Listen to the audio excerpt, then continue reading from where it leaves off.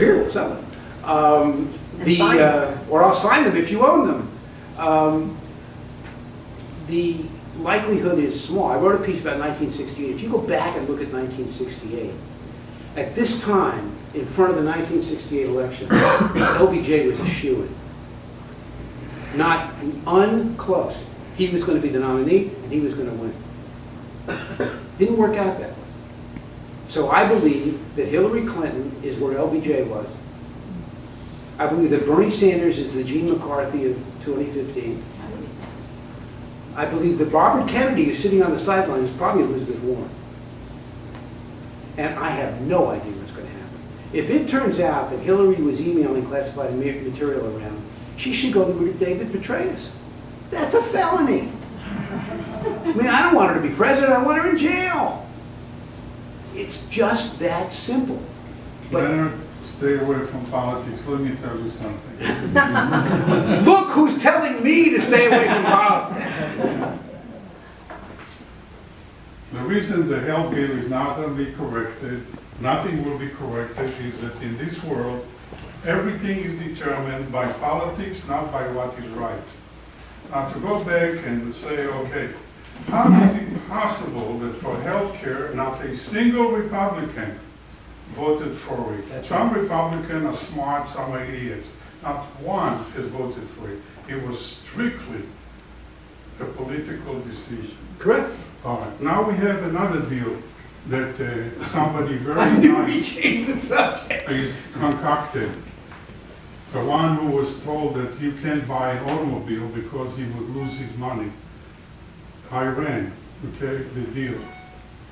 And now you ask politicians to decide, is it a good deal or no good deal? And they're going to vote according to their party affiliation, not according to whether it's a right deal or bad deal. We have to support the president, okay? And the president happened to be a Democrat. And Nancy Pelosi is doing it again.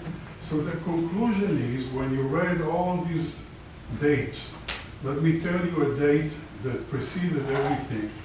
It's 3,000 years old. When King Solomon died, he said, there is nothing new under the sun.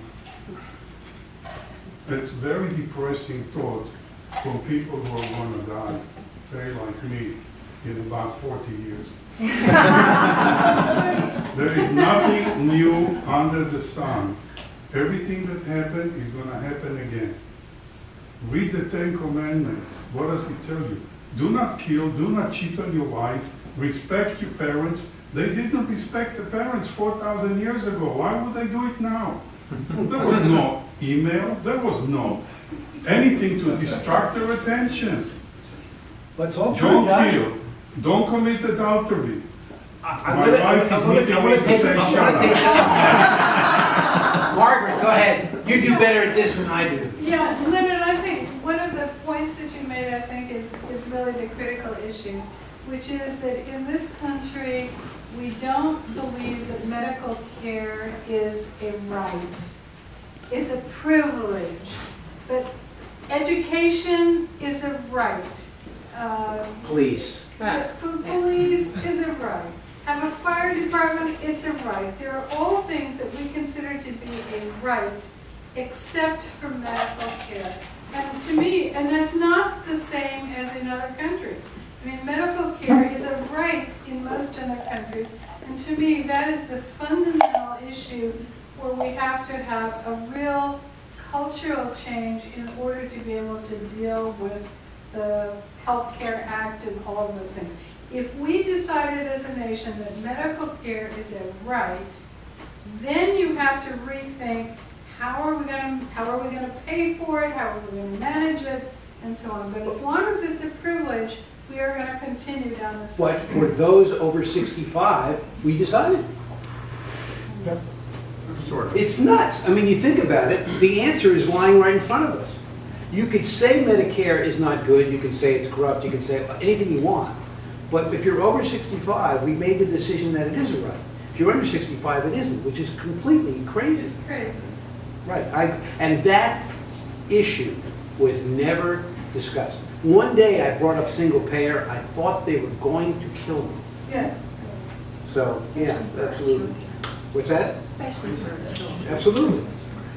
Well, CHIP usually does better. I wouldn't say does great, but it does better.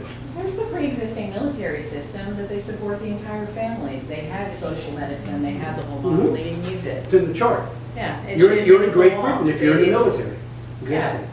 It doesn't make any sense why we have no, the people are in our social welfare, and in this country, we're invested in material production. And so the matter, we're disposable. I was in the military. I know, I was contracted, right? I don't know how many of you did military, but it was, you know, your body is not yours. What you do to your body is is a violation of government property. And so you really understand the government. They say that to us at NIH. We were in the military, sort of. There was one hat. It was a joke. You can't talk about that. We have to shoot him. So, I think on that note, Thank you. this brought us some Thank you. great conversation, and One I, more for thanks to one, Murray and Karen. fascinated. And now it's time for July. Let's go for the sorbet. By the way, books are on The books the are for table. sale. My secretary, the female doctor, will take If you care of haven't picked one up, it's a great read. it. And if you've got it, I can sign it. That's fine. Thank you, that was Great, thank you. well, Stephanie Evans, cooler. Oh. My brand new AC system.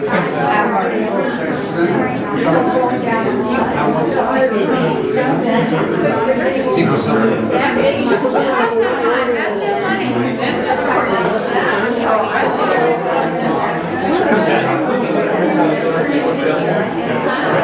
Right.